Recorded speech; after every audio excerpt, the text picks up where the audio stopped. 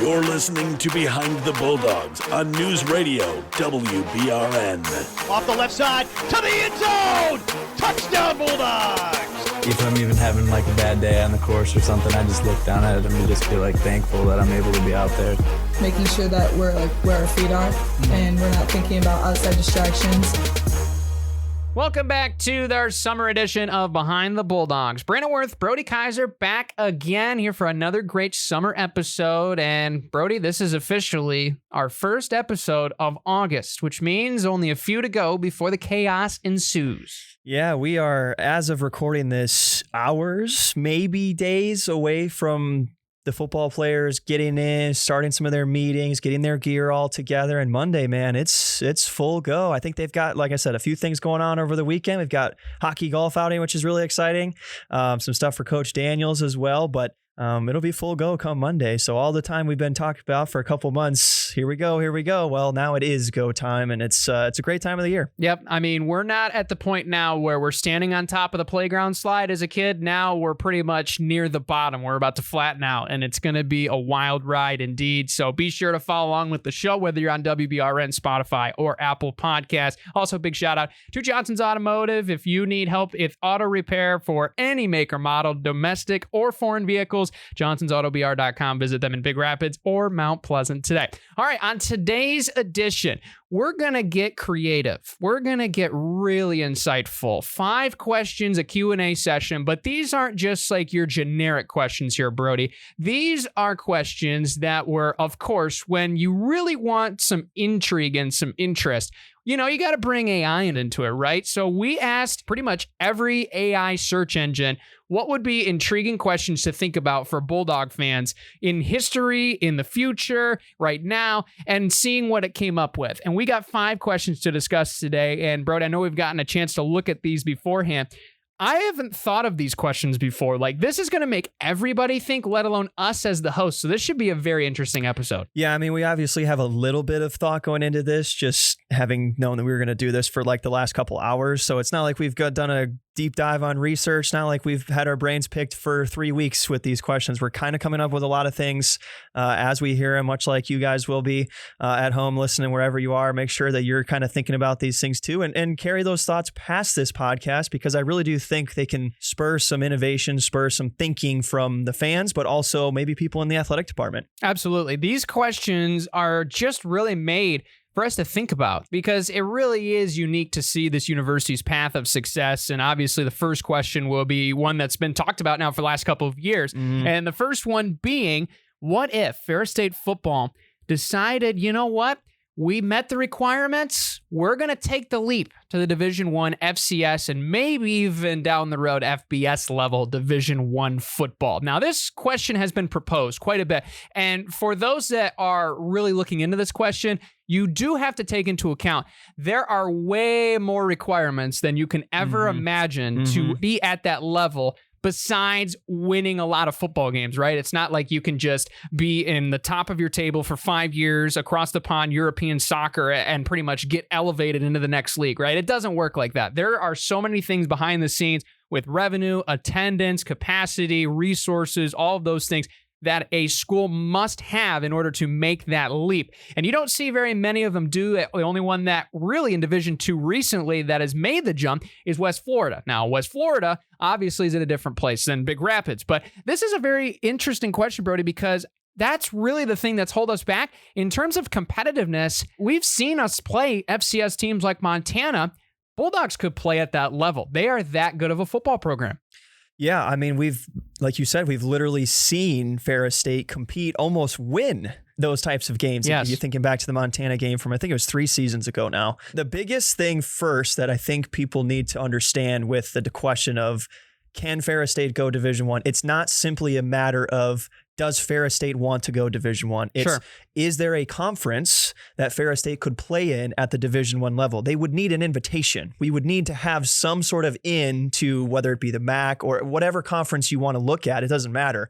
Is there a path forward into that conference? I think that answer is yes. If Ferris State was 100% serious, like here's what we're doing, here's what we want to try to accomplish, I think there is a Division I conference out there that would be willing to bring Ferris State on, because conferences have realigned across the country for the past maybe more than 2 decades, but really in the past 5 years, things have been shifting. You look at what's gone on with the Pac-12 and the Big Ten, and just you got teams out west now. All over the place, things are realigning. So I think that is on the table in terms of getting that invitation. But that's a step that a lot of people sort of just skip when we have this conversation. It's like, oh, okay, do we have the facilities? Do we have the money? Do we have the resources? Well, do we have an in? That's where we have to start. Absolutely. And you obviously look at the things, right? The developments of Top Taggart Field, right? If the indoor athletic complex, or also known the indoor activities complex and facility, passes through, gets the funding, and obviously is built, then that would be certainly the conversation, because unfortunately, Division I programs probably won't let a team get in that doesn't have locker room facilities, right? That's just the way that it is, right? And obviously, we're working to fix that with these new projects, but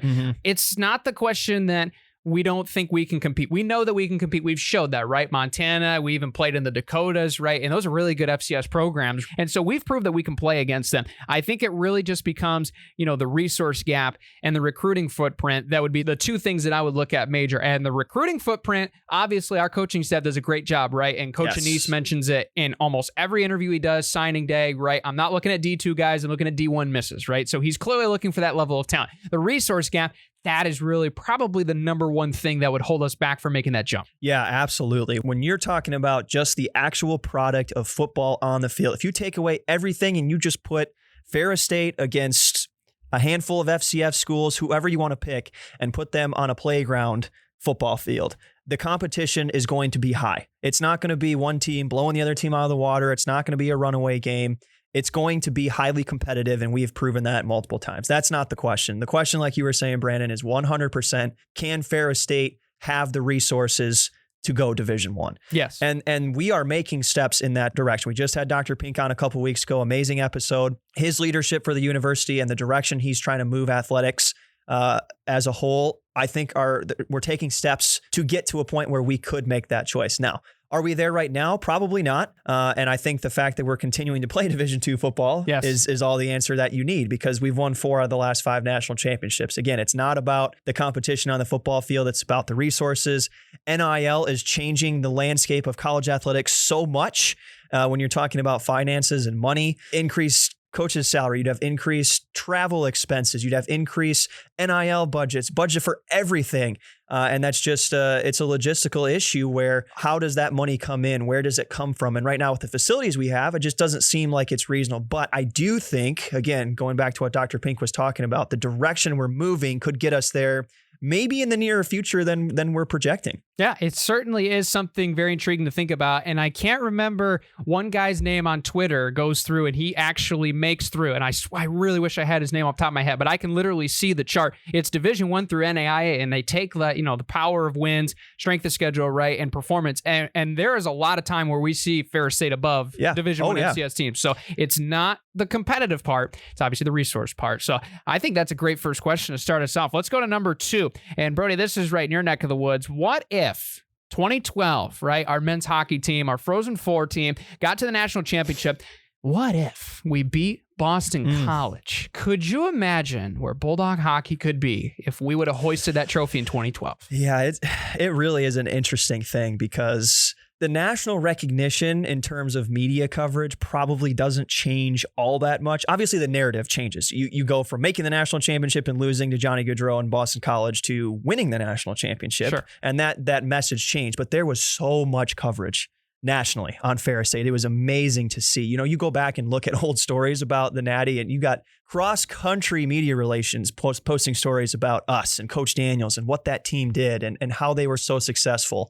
Just a small school from middle of Michigan that no one really knew about going up against BC, the powerhouse in college hockey. So in that regard, I don't know that much of the coverage would have changed. The message, again, would have certainly been different, but the actual amount of coverage wouldn't have been that different. Now, what would it have done for the years following that is also a good hypothetical question, because if you look at what actually happened, we were still pretty successful. Yes. 3 seasons later, we arguably had the best season we'd ever had in the 2015-16 team, winning the conference, going to the NCAA tournament again. And so there was a prolonged sequence of success for us despite not winning the national championship. So had we hung a banner, who knows how things could have changed? Do we attract some more highly touted recruits? I don't know. We had pretty good recruits coming in anyway. So it's a good question, because a national championship, once you win it, it will never go anywhere. It's always there. It will always be in the rafters. It never goes away, and we don't have one right now. So that would have changed for sure. And having that pride of being able to raise a banner. You know, we were there for Western Michigan's opening night this past season. It was spectacular to witness how the fans respected what was going on. The ceremony was amazing. And so we would have had that as well. But obviously still a team that's incredibly recognized. Absolutely. And the number one thing that I think of, right, and this is in direct correlation, right, location, right, program with football. Now 4 out of 5, and now look what's happening at that facility. Mm-hmm. It is very, very easy to say that there would be really, really interesting conversations to the point if they would have won, you would have had not only that in your back pocket in terms of the banner, right, the nostalgia, everything that comes with a national championship financially is drastically underlooked. Yes. In terms of being able to get more boosters in, they want to support a national championship program, right? Mm-hmm. When you go to a horse race, nobody takes a picture with the second place horse. You're going to go see the champion horse, right? The one that's wearing the flowers. And so you're going to be looking at Ferris State differently if they won that national championship, especially as you mentioned, Brody, against one of those just elite level, top of the pedestal programs like Boston College is. Honestly, we might have a different rink. That's the number one thing that I would think of, and I think that'd be a realistic thing. You follow up a national championship with obviously the 2014 team and the 16 team, right? 3 of the best teams we've ever had, yes. Period. And so you would have those legitimate conversations. I mean, making the NCAA tournament, right? And I'm not disrespecting football. Like 4 out of 5, are we kidding? That's ridiculous. But 3 out of 5 times in the tournament, and you would argue if they would have won in 2012, you could have had the realistic expectation in terms of just overall experience that they might have been able to get a game further each year. And that would have made a massive difference 3 out of 5 years in the NCAA tournament, including one winning it and one getting really close too. I think that's where this conversation was always going. And that's the biggest thing that could have been different. Had we won the national championship, the level of booster support that we would have we have an amazing booster support from people in Big Rapids and supporters of Ferris State hockey.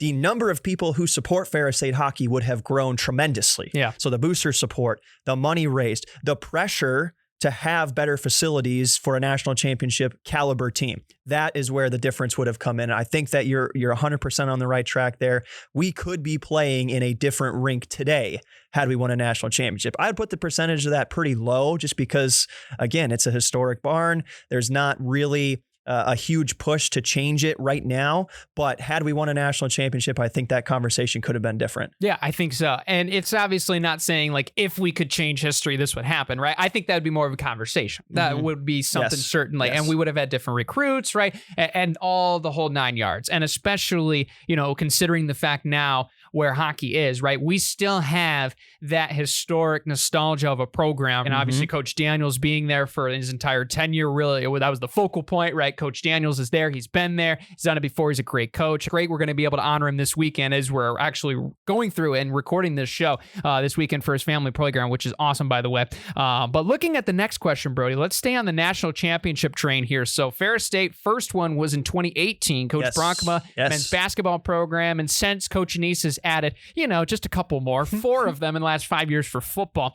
But this question actually really caught my eye, probably out of all 5 questions that we're going to cover the most. What if a considerable, less attentive media covered sport would have won our first national championship, right? Because the 5 that we have are from what we would consider, large media market sports. Yes. Basketball and football. What if it was volleyball? What if it was softball, track and field, cross country, golf, tennis? What if it was any of those other sports first? I think this is a really interesting thing to think about because maybe now some of the money goes in a different direction and we're looking at a different softball program, golf, tennis, the whole 9 yards. Yeah, I think for this conversation, it's important that we exclude hockey just because as a Division II school with a Division I sport, it doesn't really make sense for us to have hockey in this conversation. Correct. So we're saying football, basketball, hockey.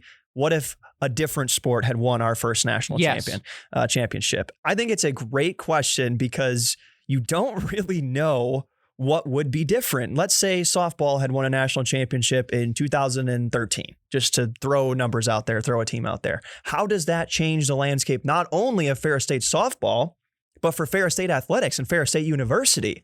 Softball does not have anywhere near the type of national coverage that football does or men's basketball does.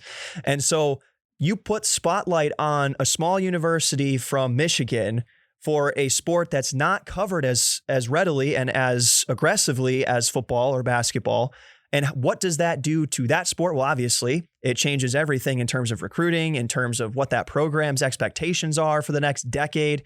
But I think it brings more attention to the university and what the university is doing as a whole athletic department instead of just a football program. You know, if football wins a national championship, and there's so many football fans across the country, so many football news outlets, that you just think Ferris State football as national champions. But I think if one of the other sports had won the first one, you'd be thinking of Ferris State Athletics as a national championship brand, not just Ferris State football. I agree. And I think there's quite a few fans out there, right? And we're not obviously like, don't get it twisted once again. And I'm going to say this, right? There's a lot of people that are not as pleased that football has gotten a lot of the attention, right? And it's not necessarily to slander football, right? What they've done is impressive, but you're right, Brody. We've talked about over the last 4 years a lot about this football team, right? Because it's the best program that we have. They have shown that they are the best program in comparison to the other sports, as they are at the top of the national table compared to the other sports who have gotten close, right? But haven't obviously won it all. Now, football's done it 4 times. So what's been the number one media covered sport here? Football. And it's been by a long shot, right? People want to talk to, obviously, the winning horse, like I just mentioned. So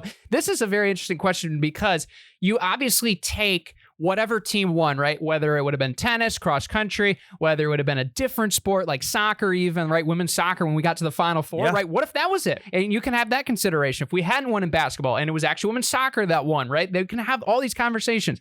And it would obviously reallocate some of the money, right? In hindsight, obviously now football has gotten a lot of money and we could have still won after that, but in that original first footprint, right? And Coach Anise came right in 2011 and we started to win and we started to see more put into the program and obviously now more getting out of it. Now you take some of that and obviously if it goes towards, you know, you mentioned the example of 2013 softball, random season to pick, but what if it was? Now some of that goes towards softball and then you see them build off in the next year. Then you see them off in the next year. And now you're talking about a program that has won the national championship, has made it to the tournament probably 4 out of the 5 times, assuming you can lock up the coach in a contract, which obviously is going to require a raise in financials. And that's obviously going to take away from maybe another coach that's coming in that doesn't get as many dollars as originally you'd probably think in the position. So I think this really goes towards another school in mind, and it leads into the next question. We won't get to it just yet, but there certainly is a question about, would we be looked the same as maybe a school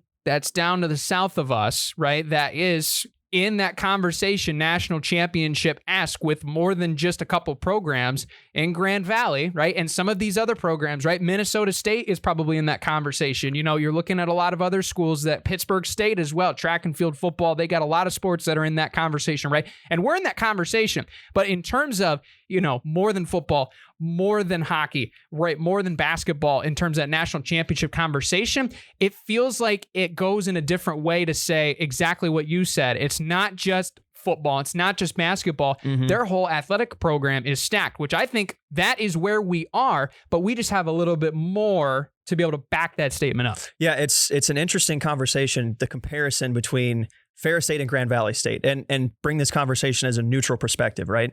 Ferris State has the football national championships over the past 4 years. Grand Valley has the national championships in women's basketball, track and field, and I believe they won 3 in the 2020s for women's soccer. Maybe it's only 2, but there was a stretch where they were winning everything. Yes. It seemed like, outside of football. And their football team is still incredibly successful. So what is the difference in terms of a national look at Ferris State and a national look at Grand Valley? Because the presence of football and the fandom of football is so high, I think Ferris State is a more recognizable name to people who don't follow Division II sports that closely and to people who maybe live in Texas or California, you know, way far away from people that should be knowing about small Division II schools in Michigan. Now, when you're talking about being in an athletic department, football, national championships for the past 5 years, national championships, say 6 national championships in other sports over the past half a decade, that's a much different conversation because what it does for your athletic department is so different. I think this overall success of winning that number of national championships between sports like track and field, softball, women's soccer, women's basketball, whatever it may be, there is so much that it does for your entire department versus just a single sport. Absolutely. I think that's a fascinating thing to think about. And it's 100%. Not like saying that everything would have changed, right? If that would have happened, I think we would be where we are today, but it would have taken a little bit of a different path, right? Yeah. Because you consider the fact of, how many teams have gotten close, right? You mentioned women's soccer to the Final Four. Volleyball's made it to the Elite Eight. Looking at golf and tennis have made it to the national tournament, right? One quick thing. If we're talking about, because you brought up some of our spring sports that have been incredibly successful, women's golf making the NCAA national championships for the past 2 seasons. If women's golf, let's say, had won a national championship in 2015, what does it do pressure-wise for the athletes competing now who, let's just say that they fell slightly short again the last 2 years? That didn't change, but they had the national championship from a decade ago. Now we have a different conversation. Right. Is there more pressure because you've already won it or less pressure because you've already won it? I think that's a fascinating topic. Maybe we can talk about national championships on a different episode, but I just think that's really curious to ponder. And from a student athlete perspective, how do you wear that? Yes. Save that for later. Part 2 coming soon. Anyway, speaking of that team from Allendale, this is probably the one the fans would be most interested to think about. What if Ferris State, Grand Valley, the one magical time in the imaginary storybook that we don't know, when the fists were thrown, instead were handshakes. The rivalry, gone. What would we do? AnchorBone's gone, doesn't exist. It is erased from any sort of imagination. What would we do? What would it look like? I think Midwest Michigan athletics as a whole would suffer from that. I think so too. You think about how amazing the new rivalry that we have with Davenport is becoming over the past couple of years because of things like the Calder City Classic and Davenport just continuing to take steps in their entire athletic department in terms of improvement and things of that nature. And so, yes, that's there. And yes, we have good rivalries with Lake State across different sports. If you want to go Division I to hockey, that's a big rivalry. Yes. Bowling Green, Michigan Tech, the UP schools, but there's nothing that feels the same as an AnchorBone. It doesn't matter if it's on the soccer field, if it's track and field, if it's football, if it's volleyball. The AnchorBone is a huge event for both schools. Yes. And this is not a situation where, you think about people from Michigan, okay? If you're a Michigan State fan, well, when Michigan comes to town, that's the rivalry. But for Michigan, it's Ohio State. It's not exactly parallel to each other. Right. Grand Valley and Ferris State go hand in hand. Ferris State's biggest rivalry is Grand Valley. Grand Valley's biggest rivalry is Ferris State. Yes. And so that makes it even more exciting. So if that was taken away, I think fans would have obviously a different team that they would just naturally make a rivalry with, whether it's Lake State or Davenport now. But Midwest Michigan athletics as a whole would be worse off without that rivalry. I 1000% agree with you. And I truly believe if we got to that case, we'd be talking about the Battle of the Valleys instead. Yeah. I really do believe that would be the pinnacle, right? Yep. The heated rivalry we'd all be waiting for, right? Lake State, I'm glad you brought that up because like hockey, that is a rivalry. That is, right? Yes, 100%. And if Lake State could match us in terms of sports, right? Obviously common sports that we play against each other, right? Because they don't have some of the spring sports and the late fall sports because of the weather naturally in the UP, right? If we had the same number of sports, because we play Grand Valley in everything that we can. And Lake State, we don't have the same number of times that we meet, right? So that might be, obviously because, in hindsight, right, Davenport as a university wasn't as established with, a football program and athletics program as a whole for what it is now until recent history in the 2010s. So really, we wouldn't have the sample size comparison to Lake State, to Grand Valley, and even Saginaw Valley, right, in that conversation. But I absolutely agree with you because of the fact the attendance, let's be honest, attendance overall would take a huge hit. And it's crazy because you're like, it's one game. But it's not, because you look at where these programs are, right? And football is a prime example, but we can say this about women's basketball in the NCAA tournament when we met them the last couple of years. You can say it with softball as well, as we made it with them, a couple years ago. And in the same conversation, GLIAC championships, pound for pound, and tennis and golf and all of these sports. You look at where you are in terms of how good you are in the conference by looking at where they are. It's simple, right? Because they are that school that is looked at first because of what they have won. From the early conversation that we had, what they have won, what they are as a program, right? What they have for you're looking at them in terms of where you are as a program. And so our fans are obviously looking at the first 3 games of the season as, okay, we win these, we're beating that team. Or if we lose those games, okay, we might be in trouble. No, we have to beat that team. Exactly. And it's not because it's like, oh, well, obviously they're going to get it together, but it's literally the thing of, okay, we're going to see where this team is at going into that game. It's almost like our fans are scouting 3 weeks ahead of time because they want to be there. Obviously, Division II attendance records in that conversation was our game against Lubbers where we broke their stadium record and then the next year they broke ours, right? It's very simple in my mind. It is our fans would not be at these games the same way they are with that rivalry. And that goes for every single GLIAC game. Yeah, well, you just think about when we played Grand Valley's club hockey team. Yes. This was 3 seasons ago now. This is a great example. That was our second highest attended game of the entire season. It was an exhibition game against a team at the club level. Yes. But because it was Grand Valley, the Ava Glaven Ice Arena was sold out. Yes. I mean, it was literally, I think it was the second highest attended game of the entire season. It was not a conference opponent. It wasn't even a Division I opponent. It wasn't a Division II opponent. It wasn't a Division III opponent. It was a club school. Yes. And that speaks to what this rivalry means. No one had ever seen Grand Valley's club hockey team even play a game. Everyone knew that we were going to win by 9 to 10 goals was probably the spread. But because it was Grand Valley, they showed up. Yes. And that speaks to what the rivalry is. That goes across all sports. It doesn't matter if both teams tomorrow created a Rocket League team and played it at Top Taggart Field. I guarantee you that place would be well attended. It absolutely would. If you even got to the point where Brutus and Louie just met to throw cornhole one-on-one, people would still show up. People would watch. It's just that kind of a rivalry. Yeah. If both our teams weren't good, it wouldn't be a rivalry. No, it wouldn't. It doesn't ring the same. So I think that's a fascinating question. Last question here. I know we've gotten really into the thick of it. Speaking of mascots, Ferris State is the Bulldog, right? The Bulldog logo is actually probably, I would consider, and I know some factual polls, right? Social media has been key behind this. One of the most recognizable logos, period, in Division II, right? And even obviously, you can make that argument in D1 as one of the most recognizable. That Bulldog that we have on our table that I'm staring at, so unique, so good. I mean, just the fact that it was handcrafted, come on, that is absolutely amazing. But what if, Brody, we weren't the Bulldogs? That Brutus logo doesn't exist. What if we had a whole different identity?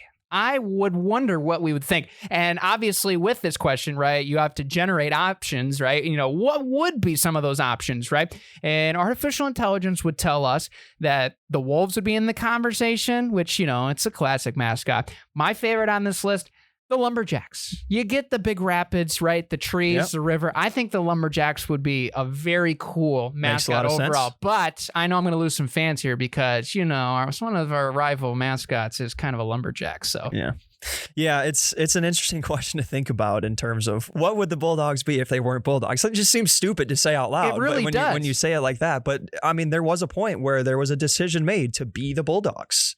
And that's become the brand. You can't imagine it being anything different now. But what if it was the Lumberjacks? My favorite one on that list that ChatGPT generated for us is the Founders. I mean, it pays Founders. It pays homage to Woodbridge Ferris. You know, founding Ferris State, an old university, one of the oldest in the country. In terms of just at the Division II level, bringing in students focused on education, adapting into what it is now, the legendary history. I actually like that one. I think it's kind of interesting. It's a unique take. I mean, to my knowledge, there's not another Founders college athletics wise. Anyways. Yeah, right. But the Lumberjacks is very interesting. You know, we got a junior hockey team right down the road in Muskegon, the Lumberjacks. Yeah. So that's a good one too. It's definitely an interesting question. Let us know. Comment on this podcast. Send us a message, whatever, on Instagram, Behind the Bulldogs. What would you name Ferris State? If you had to go back into the late 1800s when this discussion was happening about the Bulldogs, what would you name it? What would you advocate for? I don't know, man. That'd be interesting. Now, I think there would be homage to consider back in the day, the early, before the 30s, where the Ferris State Spartans did exist. Yes, no, 100%. That would be probably the number one in terms of like, okay, we had to somehow bet on what this hypothetical situation would end up being as an outcome. That would probably be the top one and the most bet on the list. But I think there's some interesting options there. By the way, founders, I mean, NIL, come on. It'd be so easy. Anyway, we're going to get past that. But I think that would be up on the list. I think the Lumberjacks would be up on the list. And actually, in historical context, I actually found this when I asked this question was that there was a local media site that reported us as the Ferrisites at one point, which was interesting because you would think it's probably some sort of just like, you know, casual slang term, right, of some sort of nature. And so that was one of the things that came up, and I was like, what would that look like? I don't know if I'd want to know what that looks like. I don't think I like that. I don't think so either. No, now that I've thought about it, I know that I don't like that. Just like, what are we coming up with? But it'd be very interesting to think, what if the Bulldogs weren't the Bulldogs? We're just sitting here in this room, right, our studio, and we would just see something completely different up on the wall. Even if we were the Bulldogs, but we didn't have good designers and people drawing stuff, we could be looking at like a gray bulldog. I don't know, like Butler or something. Ugh. I mean, we've proven it time and time before on all of these blogs and social media polls. Like our bulldog is an elite logo. It is 100%. And it will be. All right. And there's so many different variations, but boy, that's just a fascinating thing to think about. These were 5 great questions. I love the thought-provoking stuff because they're kind of thoughts that you have in the deep recesses of your mind that just naturally sort of spur when you come to a game or you start thinking about things and you see the success and you go, okay, what if this? What if that? But to actually put words to it and have a conversation feels really interesting. And I'd love to have this conversation again at some point later on and just be like, has my opinion changed? What do you guys think? Let us know. Are we crazy for our thoughts? Do you guys know exactly what should happen and where to go? But I love it. I think it's great. I think they're calling us blasphemous in something. You know what? That's okay, though. That's okay. Everybody has an opinion. And if you have your own, hey, start your own podcast. There you go. So thank you guys so much for tuning in. It's been a great episode as always. Brody, thanks for hopping on with me. Fans, if you got questions, of course, you can ask ChatGPT for yourself. I mean, obviously, we can't hold it against you. This was the funniest thing because this was the most thought-provoking episode with the least amount of thought put into it because of the fact is the number one thought from both of us is, oh, okay, let's have AI generate questions for us. And I thought they actually did way better job at making questions than we normally do. That's scary, man. It is a scary world.